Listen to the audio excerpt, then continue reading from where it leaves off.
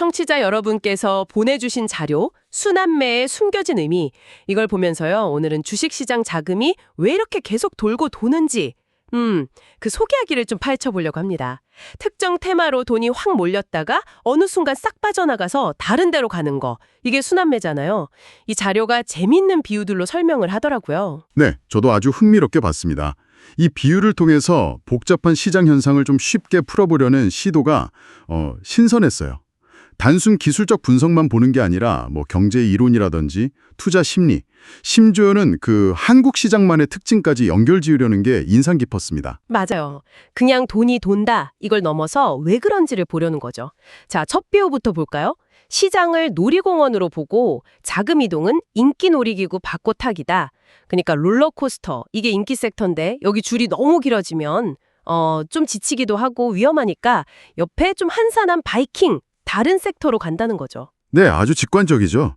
이게 사실 섹터 로테이션 이론하고 딱 맞아떨어지는 이야기거든요.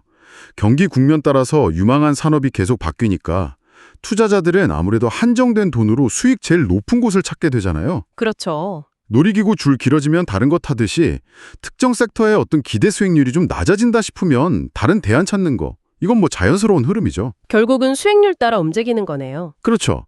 끊임없이 더 나은 기회를 탐색하는 과정인 셈입니다. 두 번째 비유는 음식점 대기줄이에요. 어떤 맛집의 줄이 너무 길면 옆집으로 가는 거. 근데 이걸 물리학의 볼츠만 분포랑 연결했더라고요. 에너지가 분산되는 거랑 비슷하다고요. 네, 그 연결이 참 신했어요. 맥스웰 볼츠만 분포라는 게 뭐랄까, 입자들이 에너지가 높은 상태에 막 몰리다가도 결국엔 에너지가 착 퍼지면서 평양 상태로 가려는 경향이 있거든요. 시장 자금도 비슷하게 너무 과열된 곳에서는 빠져나와서 새로운 기회로 이렇게 분산되려는 속성이 있다는 거죠. 아, 자금도 에너지처럼 균형을 찾아간다. 네, 그렇죠. 시장 스스로가 좀 안정화하려는 그런 메커니즘으로 볼 수도 있겠습니다. 투자 심리 이야기도 재밌어요. 카페 자리 찾기 비유. 창가 좋은 자리 앉고 싶지만 없으면 다른 자리, 그것도 없으면 저 구석 자리, 소외주라도 간다. 이게 손실 회피나 군중 심리, 이런 사람 마음 때문에 순환매가 생긴다는 거잖아요. 맞습니다. 여기서 이제 프로스펙트 이론, 이게 중요하게 작용하는데요. 사람들이 보통 이익 볼 때 기쁨보다 손실 볼 때 고통을 훨씬 더 크게 느끼거든요. 아, 그렇죠. 잃는 게 더 싫죠. 네. 그래서 일단 수익이 좀 나면 이거 잃기 전에 빨리 실현하자, 이런 심리가 강해요. 그러다 보니까 다른 기회를 또 찾게 되고요. 또 성공했던 경험은 도파민 이런 것 때문에 비슷한 패턴을 자꾸 반복하게 만들기도 하고요.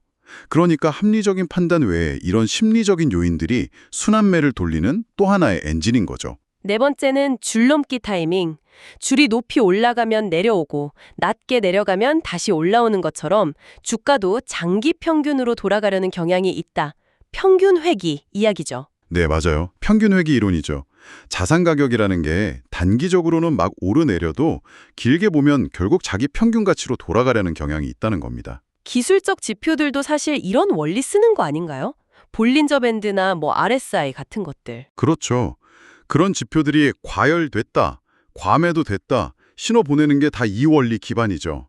기술적으로 봐도 너무 많이 오른 섹터는 좀 조정을 받고 너무 소외된 섹터는 반등할 가능성이 커지는 거고요. 이게 순환매의 기술적 근거가 되는 셈입니다. 시장 스스로 균형을 잡는 힘이군요. 마지막 비유는 개설 변화였어요. 순환매를 경기순환이라는 더 큰 흐름에 연결했죠.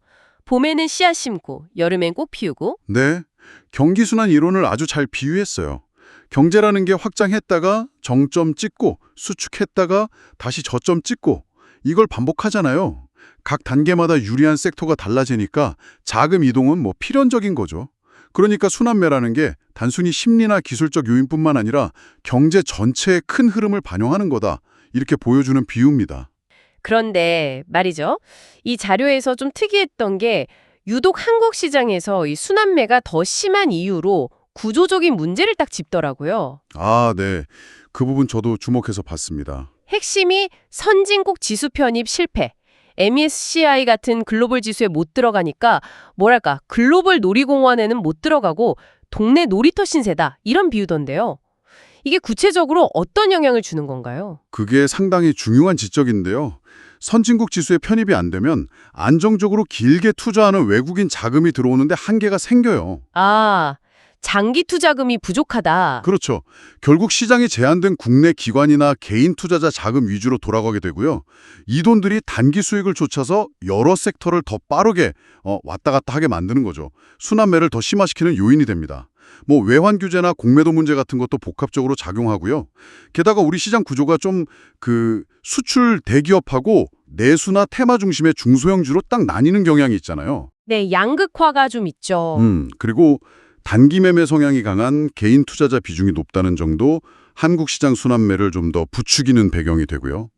이런 구조적인 요인들이 순환매 패턴을 더 강화시킨다. 이런 통찰인 거죠. 쭉 들어보니까 순환매라는 게 놀이기구 바꿔 타는 것처럼 또 식당줄 길면 옆집 가는 것처럼 자연스러운 자금 이동이면서도 그 배경에는 투자 심리, 평균 회귀 같은 기술적 요인 그리고 경기 순환이라는 큰 그림이 다 엮여 있군요. 네, 맞습니다. 특히 우리나라는 시장 구조 때문에 이런 흐름이 더 역동적이라는 점도 참 흥미롭네요. 네, 순환매는 시장의 어떤 생리현상 같아요.